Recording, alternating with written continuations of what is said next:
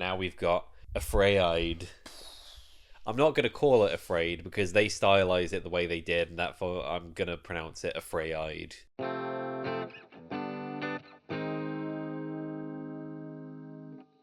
Hello, and welcome to HAZMAT, the only show that's just a younger, prettier version of a different YouTube show. And which one will that be? Just sort of any other YouTube show with two guys talking about films. So take your pick. KSI and Logan Paul. Oh no. I'm Matt. And I'm Harry. And this is the monthly thing. The part of the show where we talk about every new film or series we watched in the last month, whether we recommend them, what we thought about them, and how we felt watching them. Just real sad. Real blue. Because where's the time gone? Where's the time? It's October. It's almost the new year. I remember when this was a new segment we were doing.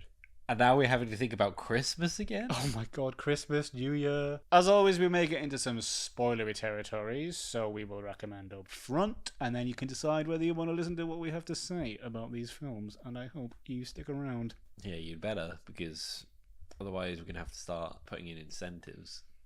And by incentives, I mean threads. Well, we have a lot to get through this episode, so let's jump into it like a pool. Like a cool pool. Don't, because you're going to make me think about fucking night swim again.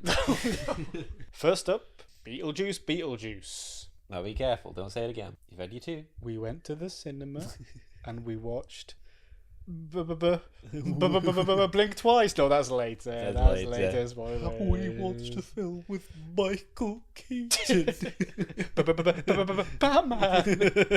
This is a recommend from me. Why not? Yeah, why not? It's one of them. Yeah, it's a recommend. I don't feel like super strongly. It's not like hey, I really desperately, absolutely recommend this for you. But yeah, I'm not like out of the blue recommending this to people. If people are asking me how it was, I'm like, yeah, it's decent. Right. I'm not like out in the streets like I am with some films shouting in a megaphone for people to watch these things. We've had a lot of legacy sequels in the last few years. It's become a bit of a thing. Nostalgia is hitting harder than it ever has before. They are pummeling these out. Didn't find the word. Yeah, pumping these out. I think is what I was looking for. Absolutely churning. Churning. That's another good one. Yeah, funneling. It's not really the same, but it's sort of when you put them all kind of in one place. They're absolutely squeezing them out like the last bit of toothpaste in the tube. When it's all like you've kind of rolled it up. And rolling up the tube of nostalgia and squeezing it all out into our little toothbrushes, and we're brushing our teeth with it all. That being said, this is one of the good ones. Yeah, that's the thing, is that like a lot of them that have come out recently have not been good. A big problem I have with a lot of the legacy sequels is they just take themselves a bit too seriously. Ghostbusters is a good recent example. We talked about it when we talked about it. It was an 80s comedy, like a goofball thing. Yeah. Like, it's gotten the franchise treatment over the years, and they haven't quite stuck the landing ever again since the first one. A lot of them are just all right, but they've become this kind of like big scale epic action adventure thing. And so I think there was the potential for that to become the case with other 80s things that they're sort of bringing back up, like Beetlejuice. Oh shit, I've said it the third time. Oh, no! And I think this just manages to avoid it. I think it has little bits peppered in here and there where it was a bit eye-rolly, but I think it just manages to recapture a bit of that sort of whimsy and like zaniness of the first one, you know? There's an interesting thing in that I always think it's when the legacy sequel gets a sequel that I think it starts to really kind of... Yeah, it's like diminishing returns, isn't it? Like, because I like Ghostbusters Afterlife, but then Frozen Empire isn't good. Yeah, like it does. It tried to do what Afterlife did and just did it worse again. Yeah, and then I like Jurassic World, but Fallen Kingdom and Dominion aren't any good. Right, yeah. It's when they try and create too much of a world and universe around it. Some concepts just simply don't stretch that far. Revisiting something as like a one-off is fine. Yeah. It's then when they try and like capitalize on that and cash in on it, that they're trying to funnel money out of something that just isn't. There's not enough content there. Yeah, when it's not the original vision anymore, it's just sort of a weird echo of what it once was. I think Beetlejuice just manages to avoid this. I think because it's Tim Burton again, he's come back. It's obviously, you know, it's a labour of love as well as being like a nostalgia cash grab or whatever. It can be both things, I guess. I think the world, the sort of concept of the afterlife and stuff is interesting enough to return to, and those are the bits I like the best in this new one, where they had the whole sort of crime drama thing going on under there. Like, there was some interesting stuff going on in that part of it. There's definitely a bit sort of in the middle where it starts to drag, and I think it's when Jenna Ortega meets her love interest and it's kind of just focusing on them and what they're doing. And I'm just like, go back to the fun ghost stuff. Well, it's one of my main criticisms of it is I think there's too much going on. Yeah. I think they could have pared it down a little bit. I think there's a couple of narrative threads that are a bit superfluous and just kind of like either resolved very quickly or don't really go anywhere. The thing with his like ex-wife. Yeah, like she's just there. Yeah, Nothing that never develops into anything. Like that's Monica Bellucci, like very underutilized. And I think she was just in it because apparently her and Tim Burton are dating at the moment. Makes sense, I guess. What was the other one? Yeah, and like you mentioned, the boy that Jenna Ortega meets. I just felt like that was an interesting little twist they had going on, but it was just resolved like immediately, very quickly, much. And then they just never mentioned it again. They wrote themselves into a corner by giving Beetlejuice himself such godlike powers. He can do fucking anything. He just send him to hell. It's a wonder they've managed to beat him twice. Like the guy is a destructive force. He's insane. Yeah, I think visually, like you said, it's all the stuff when they go into the afterlife, and it's all the fun effects and all these wacky, crazy characters and stuff. That's when the film is at its most interesting. Yeah, because I think I like the concept that they've all still got these kind of menial jobs in the afterlife. They're still ticket inspectors and policemen and like janitors and stuff, even though they're dead. I quite like that idea that it's just another world under ours, that like everyone just has to get on with another job again, and it's sort of like a mirror of life. But yeah, the sort of the top world stuff. The material plane. Yeah, the real realm. Yeah, the mortal realm is just I don't know, a bit less interesting maybe than the first time around. It's just Jenna Ortega having a fractured relationship with Winona Ryder, and there's not a lot to really latch onto there. It felt like maybe 2 or 3 different films packed into one. It feels like he had like maybe more than one idea for what the sequel could be. Yeah.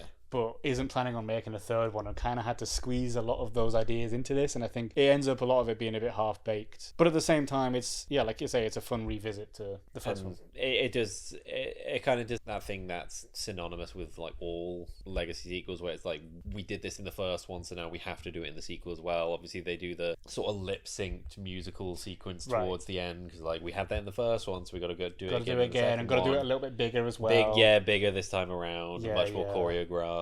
One of my main emotions is watching any legacy sequel is, here we go again. And I also think that they always feel like they have to be a bit self-aware and stuff, because obviously audiences have matured and films have kind of moved on. And I don't know if we're just less accepting of stupid whimsy for no reason. Like when you go and watch these like films from the 80s and 70s, like they're kind of unapologetically silly and bright, and they're very fun. camp. Yeah. Whereas we're living in kind of a post-ironic world, and everything has to be a bit like tongue-in-cheek and stuff.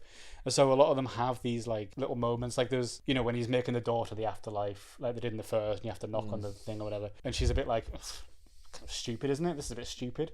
And it's almost like they want to say it before the audience has a chance to, right? Like they want to be like, yeah, we know it's a bit silly, guys, all right, but we have to do it because it's the world we created like 40 years ago, okay? We have to commit to this. And so I just think, like, just fucking commit to it, man. It's the world you've created. You don't have to be all oh, this is dumb. The cinema watchers are smarter than that. It's the whole thing of like, acknowledging your problem doesn't fix your problem. Right. Yeah. It's like, we know it's dumb. Okay, well, it's still dumb. It's still dumb. You might as well lean into it. You didn't change anything. You just point it out for everyone that didn't think it was dumb. The people that you've actually made the problem worse.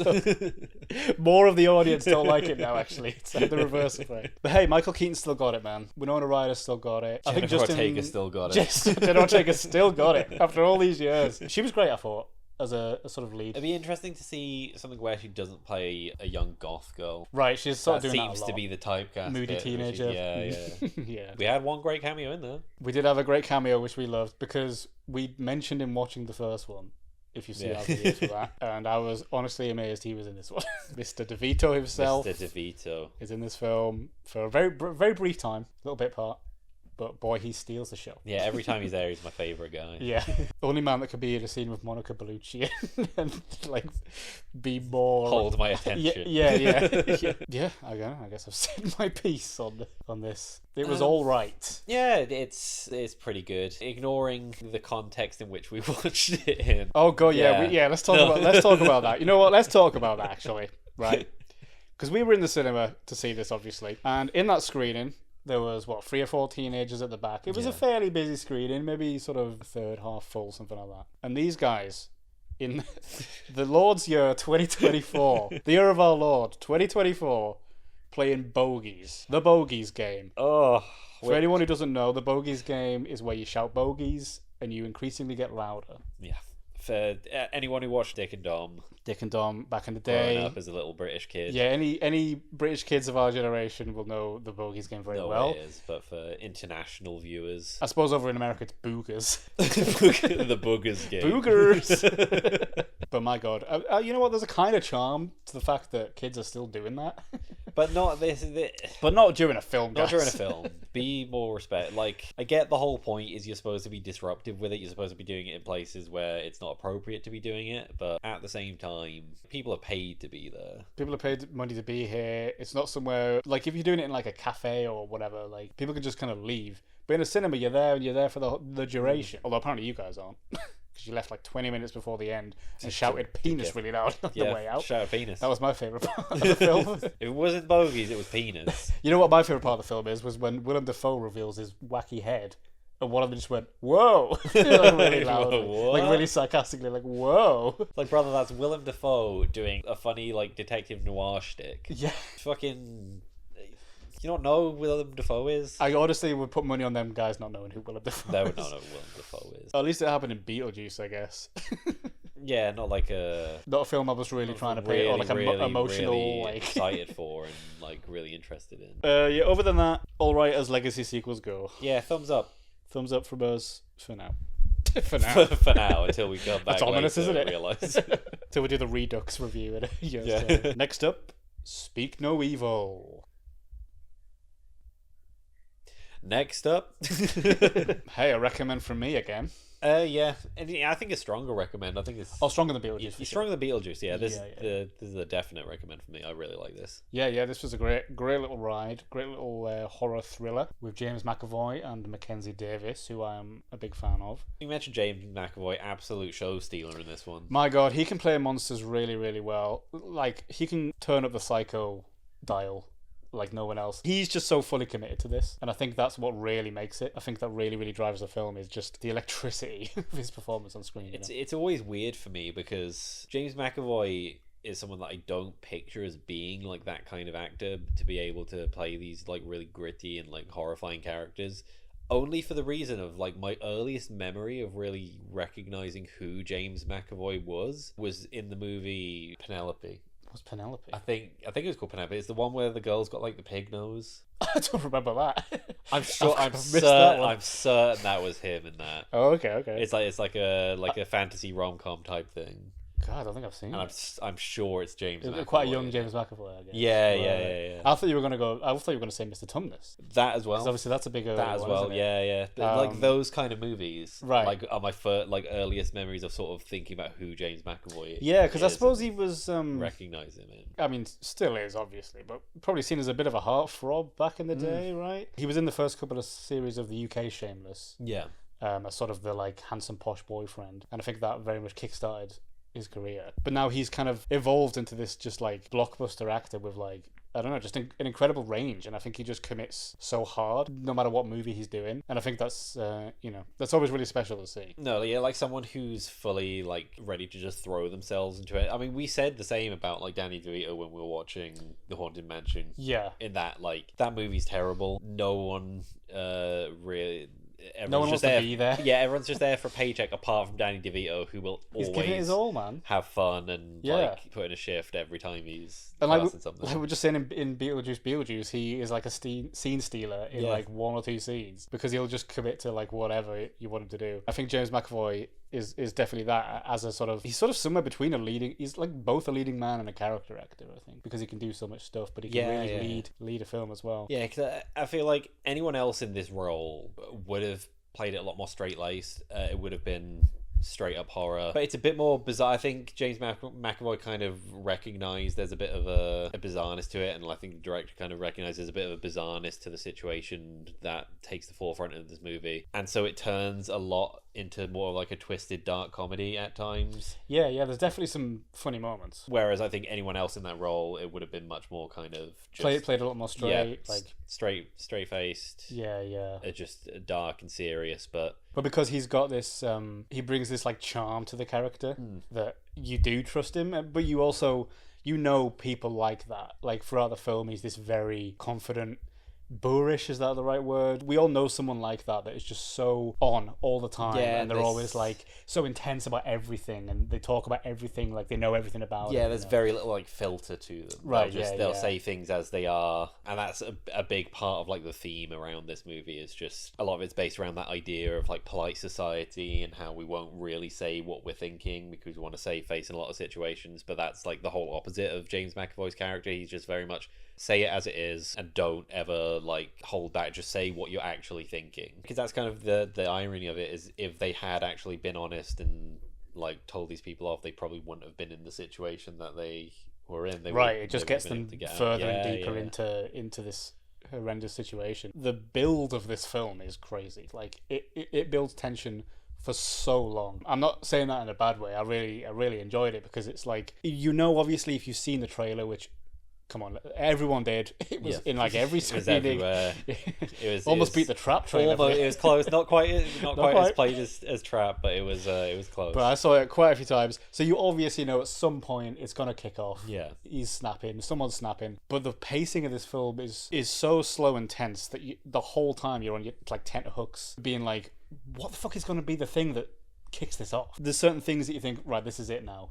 Something's gonna go wrong here, and then it just sort of keeps going, and so you're almost like blue balls the whole film until it does kick off eventually. But I think they really managed to hold you for the whole thing, you know. Is a interesting take on it as well, because obviously this was it was a Western remake. I think it was Danish, the original Danish movie. I went back and watched the original. Oh, did you? I can see why.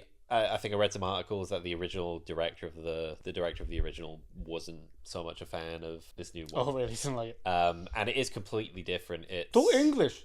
It's like, you're speaking the wrong language. That is not Danish. But yeah, the original's like it's a lot bleaker. Okay. It's a lot bleaker. It is a lot more straight laced, I feel, and the ending's completely different. Oh, interesting. So in the original, spoilers for I guess both. So in the original, the couple that are perpetrating these acts actually get away with it, and the cycle sort of renews itself, continues. I wondered if that's where it was going. To be fair, That's the original ending. There's a line in it. It's said by James McAvoy's character in the new one, and I prefer how they did it in the original. It's when he's got them sort of at gunpoint, he's robbing them, and then the dad says, "Why are you doing this to us?" And he says, "Because you let us." Right, yeah. That's almost like the last line of the original. Oh, okay, interesting. It's this whole sort of play on the polite society, and the speaking your mind thing comes much more into the forefront. It's like, actually, how much are you willing to let people get away with? Right, they put a lot more emphasis on that. Avoid conflict and these awkward kind of situations. It's like, no, we were just doing this because we can. You allowed us to do this, and now it's gonna keep going. It's kind of cool that they've kind of done a different thing with the remake then. Because I was surprised how new the Danish one is. It's only, 2019? I think it's even recent. I think it's 2022. Right, really? It's a very recent one, yeah. I remember looking it up thinking it would be some obscure 70s thing that they're remaking or whatever. And I was like, oh, right, we're remaking that already.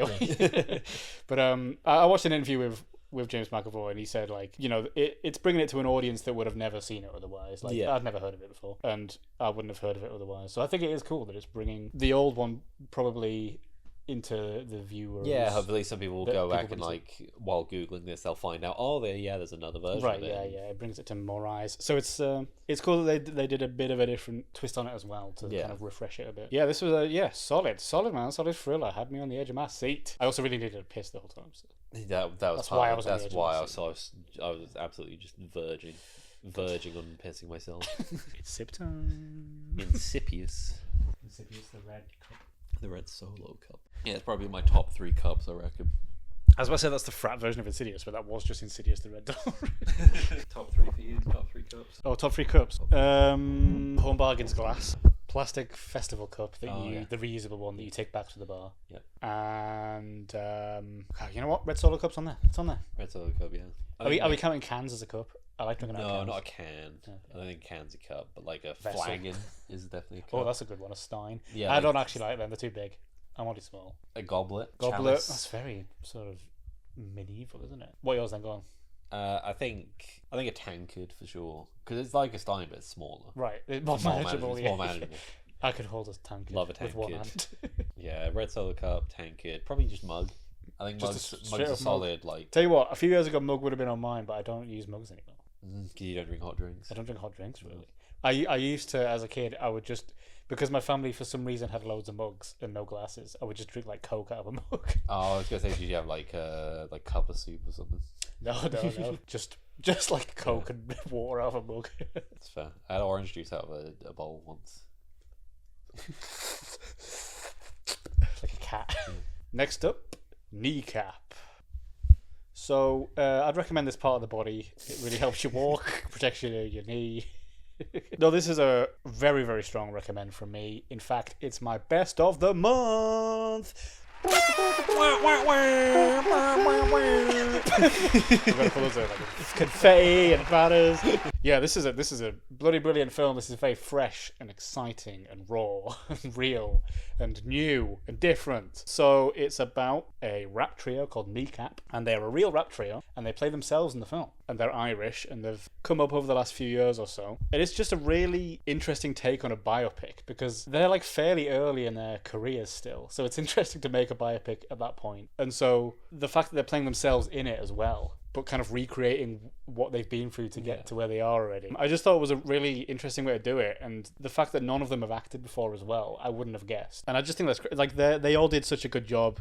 Obviously, they're playing themselves, I guess, but, you know, there's some intense scenes in this, and you wouldn't have guessed that it was like their first feature film together. But they start making this rap music together, and they're performing in like Gaelic, their indigenous language of Ireland, and they just think like, oh, there's not really a market for this, like who's going to listen to rap in Irish? But then, you know, it turns out there is, obviously. The people that understand that language, you know, it's unfortunately a dying language, and that's sort of one of the messages of the film, is that a lot of indigenous languages are dying off and they need to be preserved and celebrated, and the cultures around them need to be preserved and celebrated. And so that's kind of one of the major messages. And so it uses this upcoming rap trio to tell that story, the preservation of language. And it's you know, there's obviously themes of the political unrest in Ireland over the years, obviously, and how, you know, music can bond people, and music can spread messages like not a lot of other art forms can. You know, it does it in such a different way. It's so universal. The fact that I'm enjoying the rap songs, you know, I listened to some of their albums after this, and I don't know what the fuck they're saying. Obviously, I don't speak Irish, but I'm enjoying the music, and that's because that's what music is about. It's so like, it's global and it transcends language because it's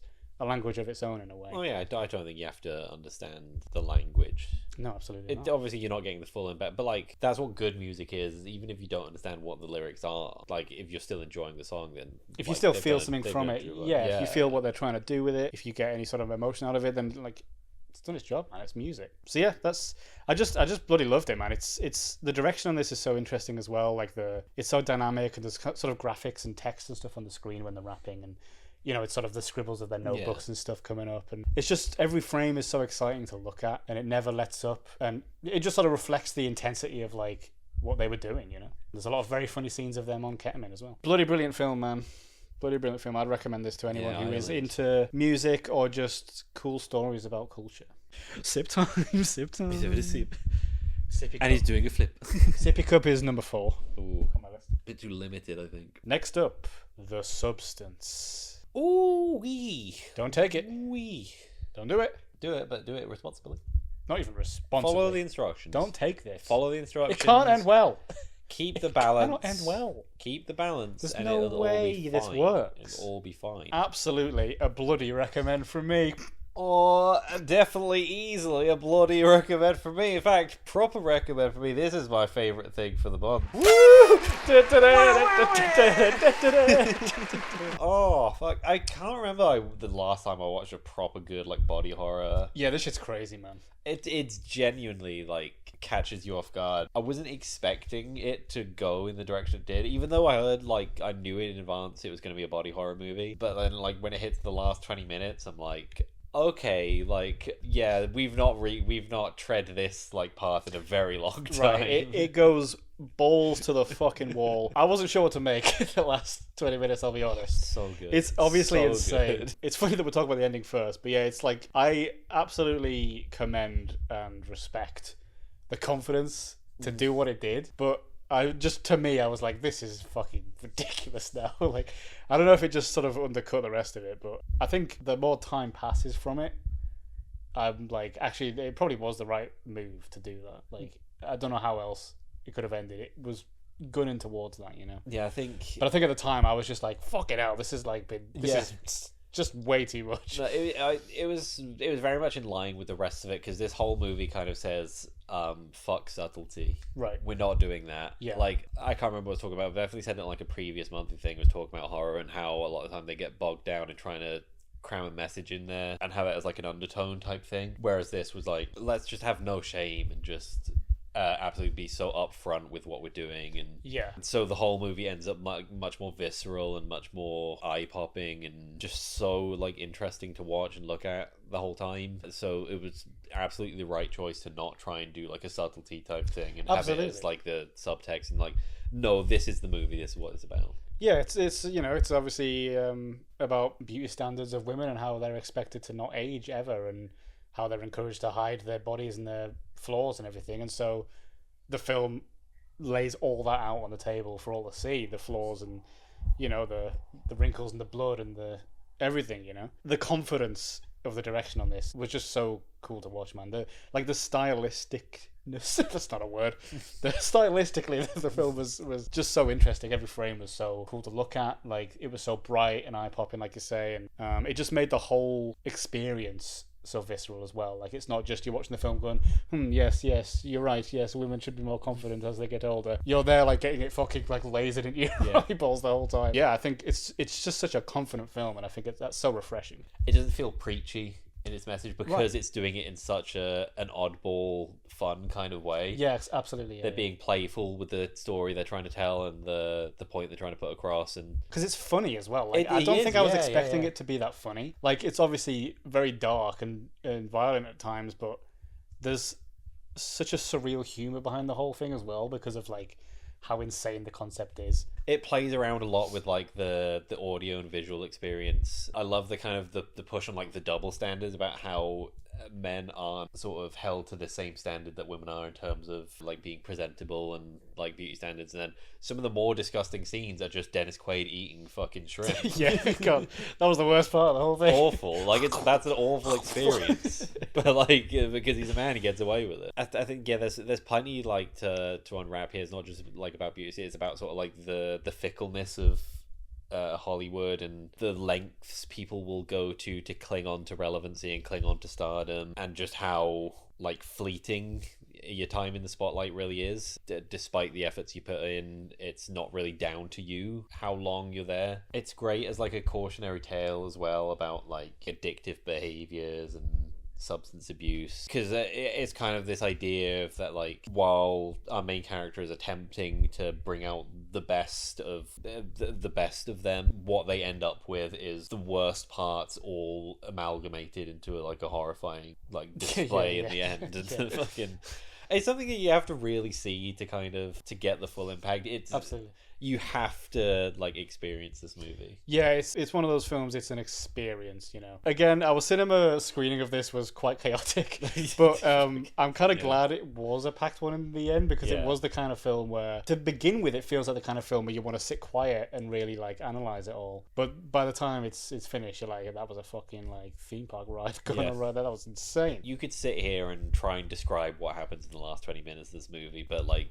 It won't do it justice. Your words have to don't do see it justice. No, you have to see how it all goes down, and just how silly and like in a good way. In a good way, it's very silly and funny, and plays it off as like a satire kind of way, and it ties everything up like really well. I think the final kind of image is very much about how we've just experienced the most bizarre, violent bloodfest, just absolute fucking nutty fucking thing in the world, and then it's wiped away and forgotten about the next day. Immediately, yeah. We should talk about the dual lead performances here from Demi Moore and Margaret Qualley. Very appropriate casting here, obviously. Demi Moore, very famous in her heyday. Some would consider, an aging Hollywood actress now, but still incredible. Obviously, this film shows like she's fucking still got it, obviously. And then Margaret Qualley, a younger up and coming actress, flavor of the month is the wrong term because she's not a fad, she's here to stay, but she was brilliant in this as well. She's a hot commodity at the moment, right? Yeah. She's in the same crew as the Timothy Chalamets and the Zendayas. She's coming up with all of them, the Sydney Sweeneys. She's the new crew, and so I think it was perfect casting from that regard. They both just play these two like insane ends of the spectrum so well. The performances are so committed, which is so admirable. I think I've used that word like several times to describe this film, but that's what it is it is because it doesn't fucking pull any punches here. It's like, you watch some films and you're like, fucking 10 executives sat around a table and molded this to be the like perfect audience thing, and it ends up being empty and meaningless. Whereas films like these are the ones that cut right through, and they're the ones that last. These fucking board men don't get it. Like, these are the ones that people are talking about. These are the ones that people are going to remember. Yeah, we've probably said it before, but it's that whole idea of if you try and please everyone, you end up pleasing no one. Exactly. Like, this is just a movie where there was an idea, they ran with it, and that's exactly how you should do it. Like, here's the vision, follow that vision, here's the final product, perfect. Instead of being like, okay, but then focus groups say we should do this and this and this and this. And no, we shouldn't. No. Put Demi Moore and Margaret Qualley in a bathroom and make them cut each other open and stitch each other back up. Open her up like a cocoon. Do it. Climb out of Demi Moore right now. I don't care if it makes people pass out. Fucking put that in cinemas right now. So if you don't mind a bit of blood, just a little tad. Get down to the cinema. Give me to be more of that, please. It's not really a type of cup, but I do like the crazy straws. As a novelty, I wouldn't want them all the time just because it delays the liquid. Yeah, every day would be a bit weird. Yeah, but if you're at a party or something, the drink should already be in my mouth, but it's delayed by a couple of seconds because it's going through all these bends. Yes. Next up, Lee. I shouldn't have said that so joyfully.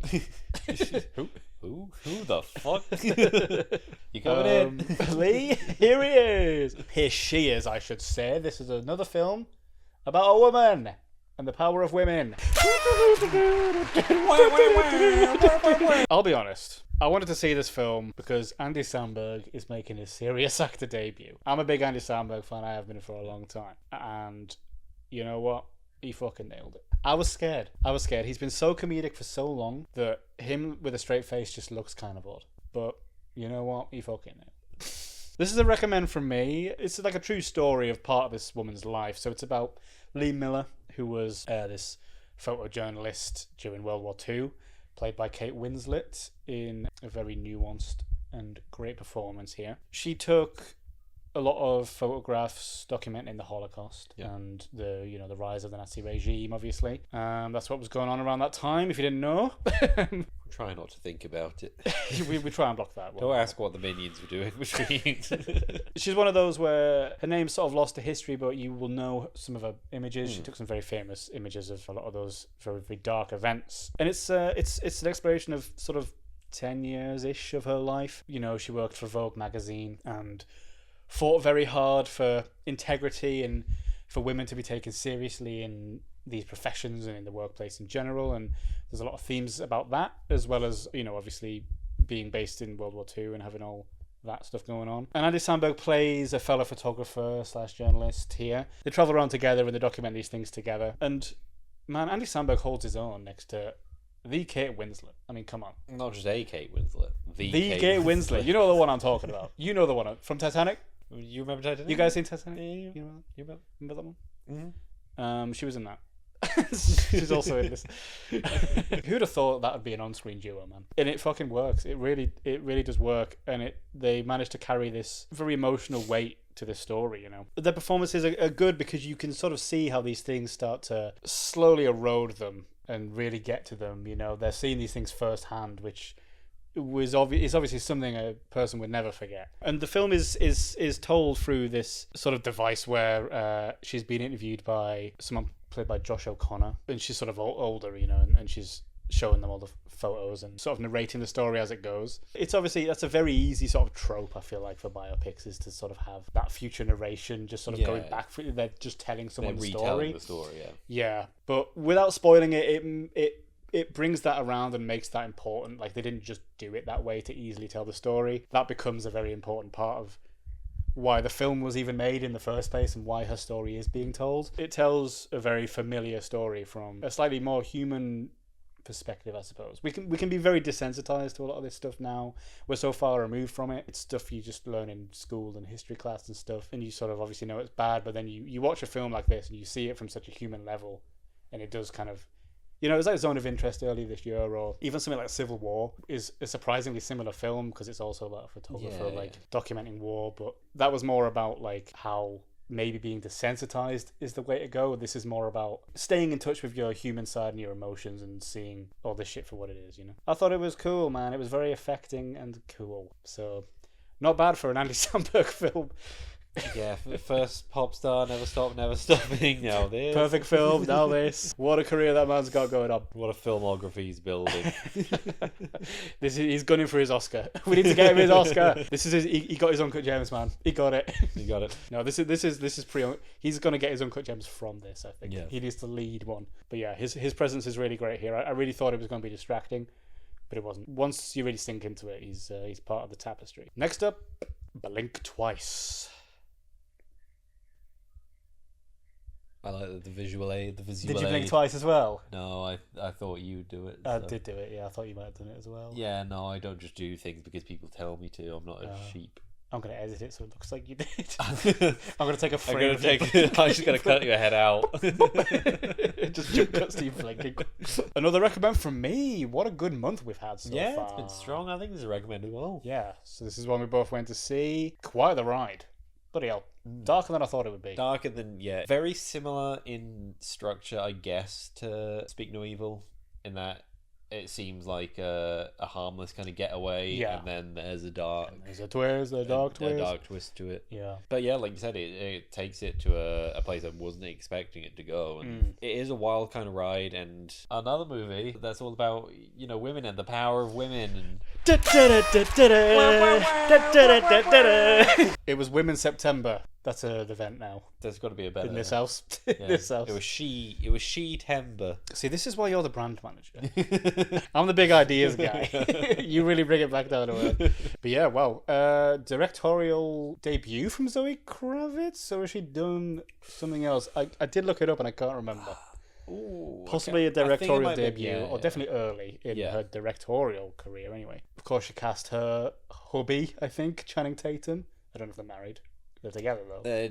Together, but I don't, So, bit of a nepotism cast in there. Get him gone. Get him gone. I don't want to see Gambit on my screens no more. Yeah. No, he was good. This is a bit different for him, I felt. You know, he's very much always been sort of the charmer. Yeah, the sort of more leading man. Sometimes comedy, sometimes action. Yeah, he's good at a lot of that stuff. I don't think I've really seen him tackle a role like this before. Yeah, very sociopathic. Yeah, interesting little pivot for him here, and he did it well. You know. He played this sort of charming but slightly intimidating billionaire very well. It's Glass Onion all over again. It's the billionaire who invites you to an island, and then they've got shit goes down. They've got a dark secret that they're hiding. Yeah, the concept itself isn't super original, I guess. I mean, you know, what is these days? But it did a sort of interesting job at doing it, you know, in another way. I think it's been better done in other stuff, but I think it's competent enough. This one, it takes that idea and it does something a little different with it, something a little darker, I guess. And I think I admire where it went with it. Yeah, it's always nice to see Haley Joel Osment getting work as well. Just anything.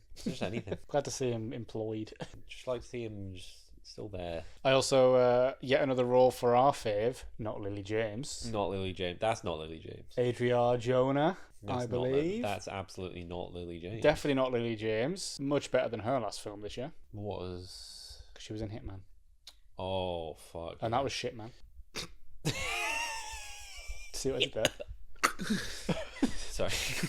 Little fly, I think. Little fly flew in your mouth when you were laughing. Little fly, little snake.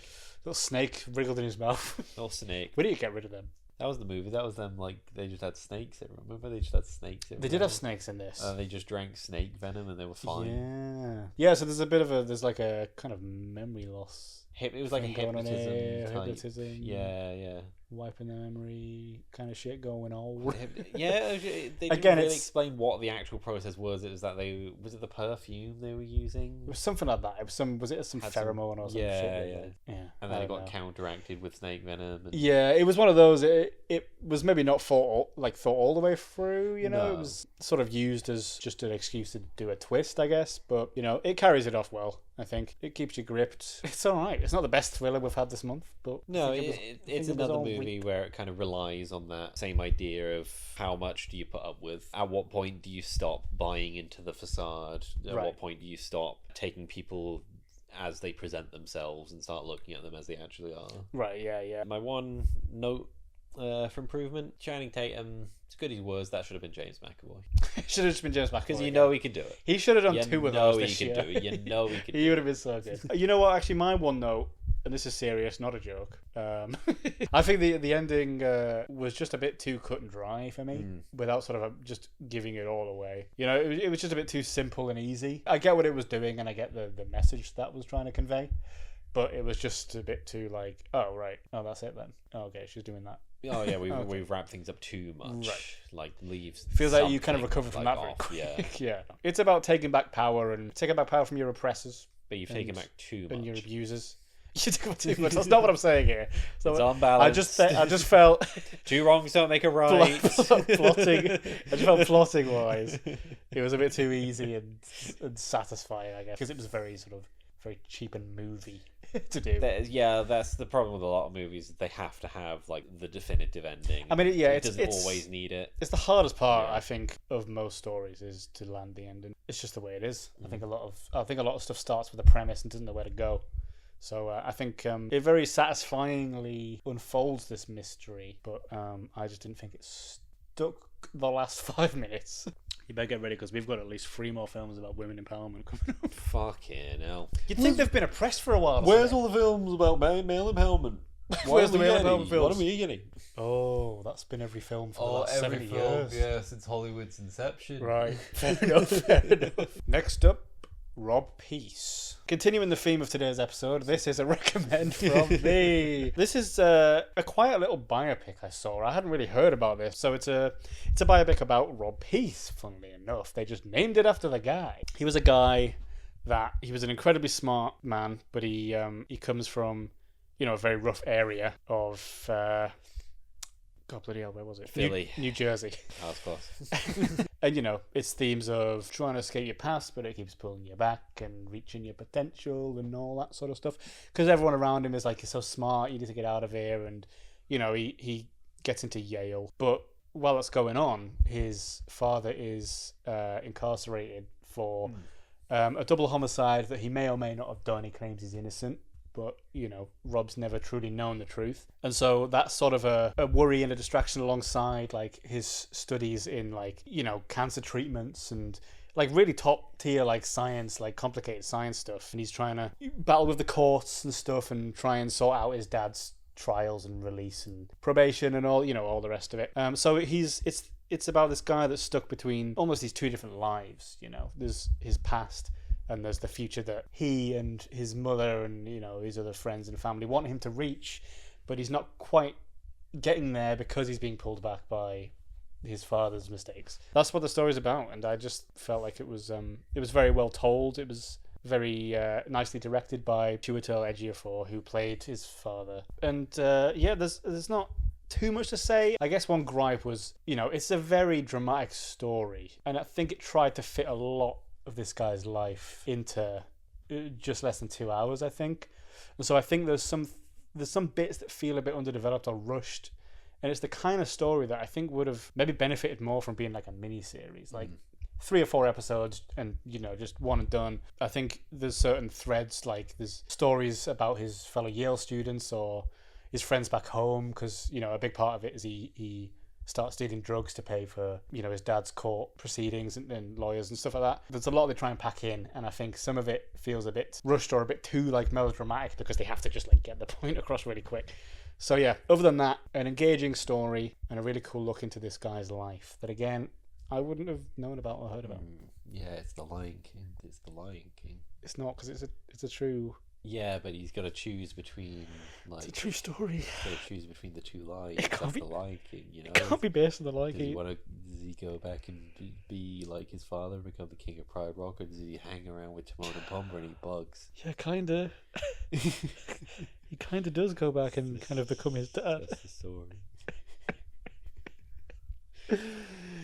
They fucking remake Lion King. Not again! Not again! By the way, Camilla Cabello's in that. Oh, from Havana Unana. Yeah, from Havana Unana. If you could ignore her performance, the rest of the film's fine. She's not Moving good. on. She's not good. She's not an actor. that's the most tiptoe around it kind of way of putting it. Next up, I used to be funny. Yeah, he did. Not no more. Not anymore. Those were the days, man. Those were the days. Pranked. Knock, knock. Who's it? Bill. Baloo. Bill Clinton. I don't know. No, you can't do it because that is funny. It's accidentally funny. You guessed it, folks. It's a recommend from me. Yeah! And it's another film about female empowerment. Well, it's less about female empowerment. It's more about PTSD. Oh. But there's some female empowerment in there. This is a film about a stand-up comic / nanny. They use another word for it, I've forgotten. The one where they go to a different country to do it. Manny. No, that's when it's a man. I'm just going to put it on the screen.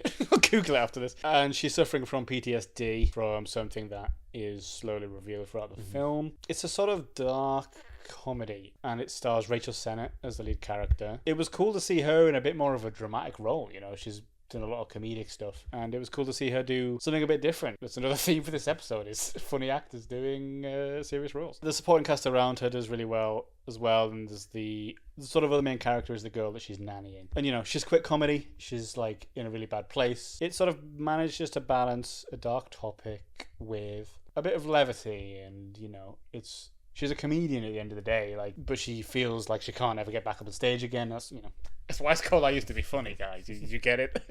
Do you get it? The chemistry between her and the actor that plays the girl that she's nannying is very sweet, and it's very nice, and it's a pair that you start rooting for together, and they sort of develop through their arcs together and end up helping each other out. And I like this film because there is not one, but 2 Phoebe Bridgers needle drops. They play 2 Phoebe Bridgers songs at some quite pivotal moments, and that's beautiful, man. Not too much to say without kind of completely spoiling everything, so I'd say just go and watch this if you want kind of a small, low-key film. It's going to probably make you feel a bit sad, but it's going to make you feel a bit hopeful as well, and it's just a great little movie, man. Great little indie flick. Next up, we go from I Used to Be Funny to I Used to Be a Good Film Production Company, because it's another fucking stinker from Blumhouse. Let's go. Oh, I think they're 3-1. 3-1, because Right. you didn't mention it, but they did produce Speak No yes, Evil, yes, which yes. is good. But other than that, we had Night Swim, we had Imaginary, and now we've got Afraid. I'm not going to call it Afraid because they stylized it the way they did, and therefore I'm going to pronounce it Afraid. You made your bed, now lie in it. Yeah. Immediate not recommend, downvote, dislike, First one of the episode. frowny Exciting. face. Probably the only one, Yeah. to be fair. And it's a real bad one as well. This is a stinky, smelly movie. God, where do I even start?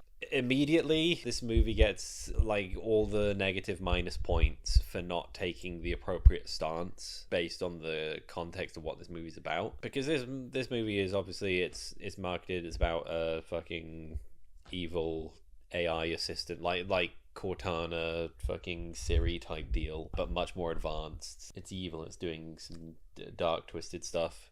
But it never really. This movie should have taken the stance that AI is evil and bad in general. It doesn't. It just takes a stance that this particular AI is evil and bad, that we invented, that we made up as well. This doesn't exist. This is evil and bad, but we're not going to actually say that AI in general is bad. We might hint towards it with some stuff that happens in here. They do the whole fucking, what do you call it, the face swapping shit. What, like on Snapchat?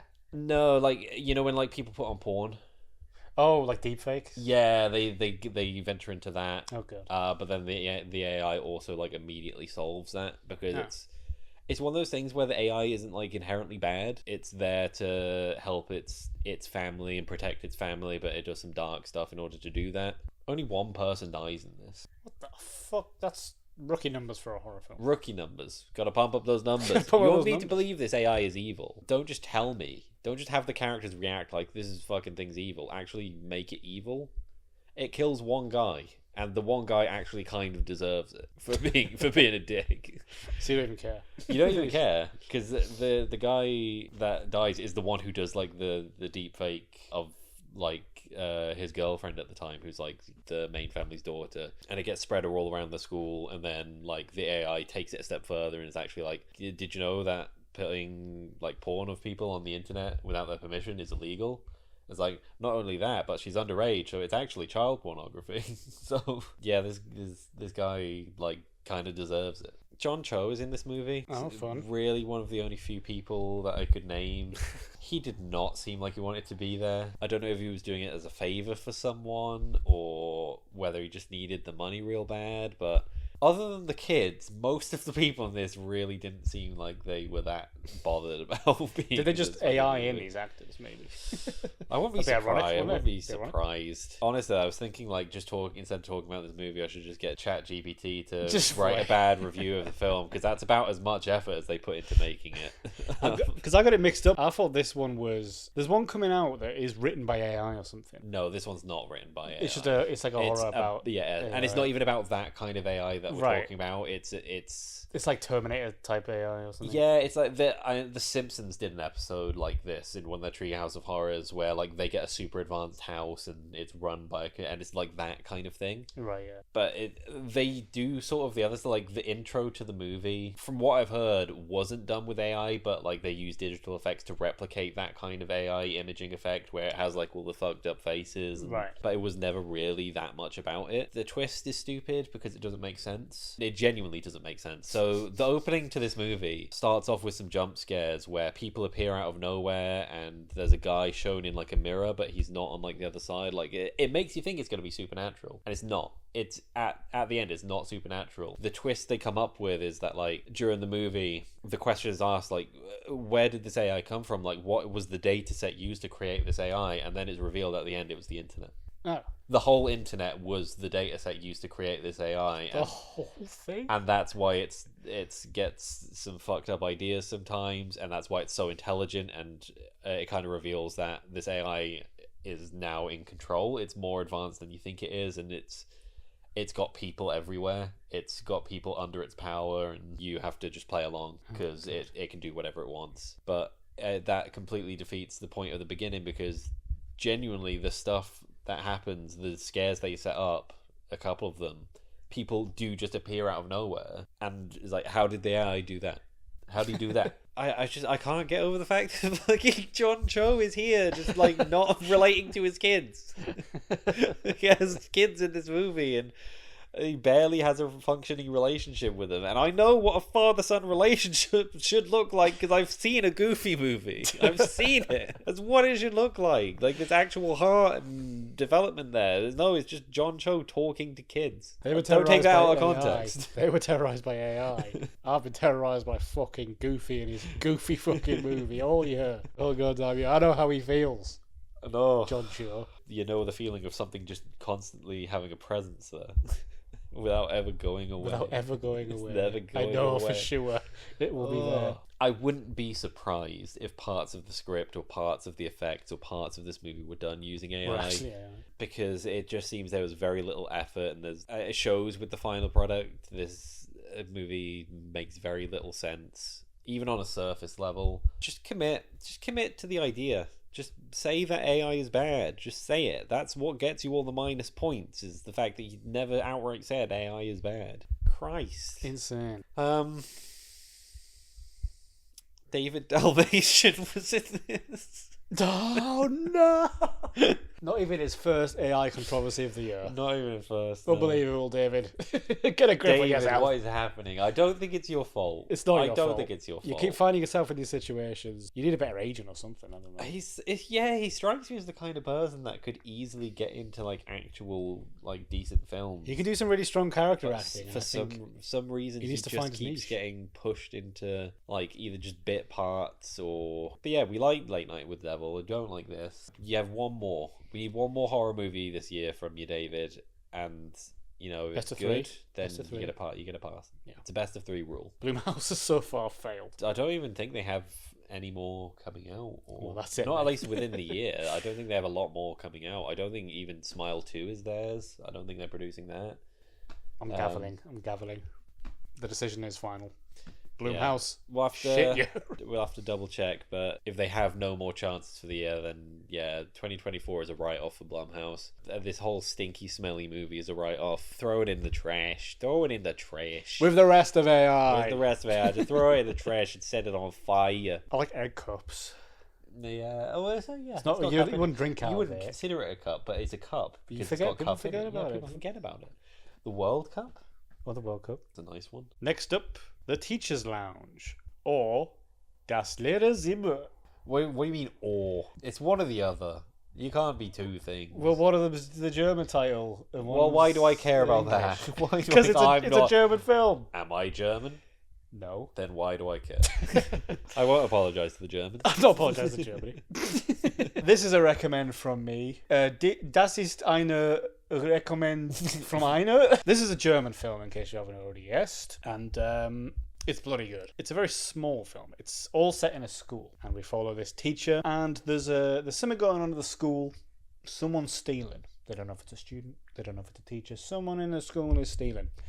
And so it starts off with this little sort of mystery element to it, which I didn't really expect. But it becomes, as it goes on, a lot more of an emotional piece.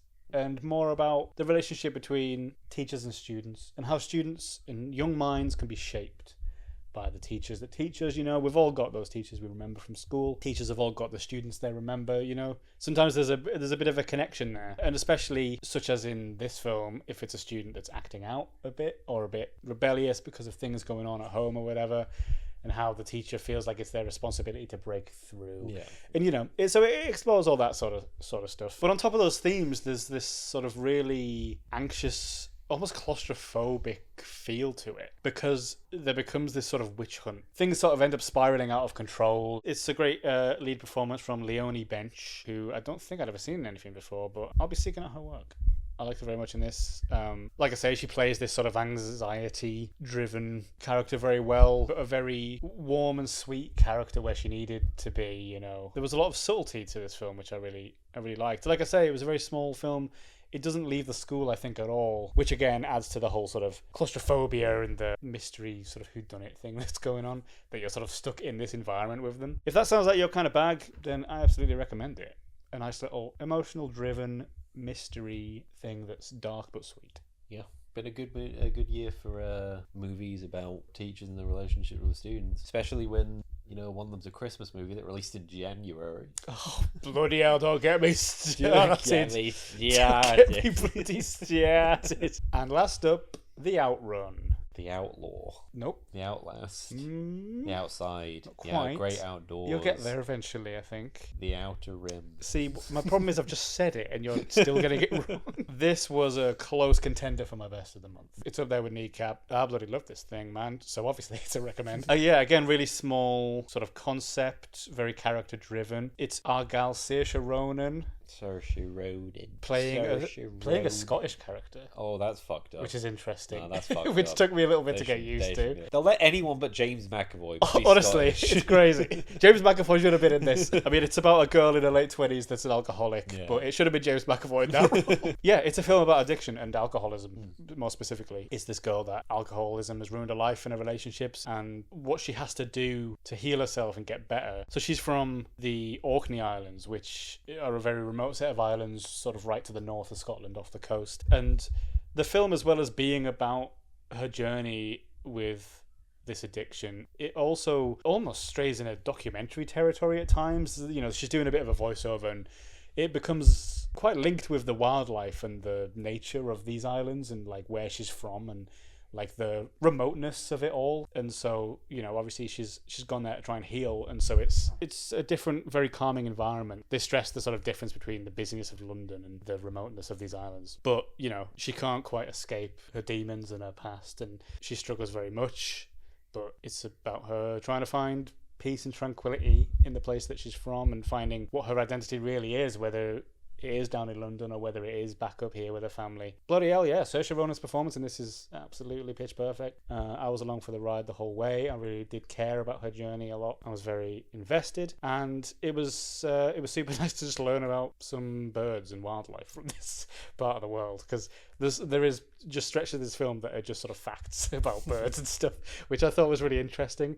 There's like a couple of animated sequences, which I thought was an interesting touch, almost documentary footage-esque sequences. You know, it all links in with the main story and the themes. Yeah. But yeah, I really enjoyed this. I really enjoyed the scenery and being on those islands for a little bit. Did she do the It was cup lovely. song? Did she do the cup song? Did she do the cup song? Yeah, I don't think she was in that. She gave a pitch perfect performance. I don't think she wasn't in that. Did she do the cup song? She did a cappella with Rebel Wilson.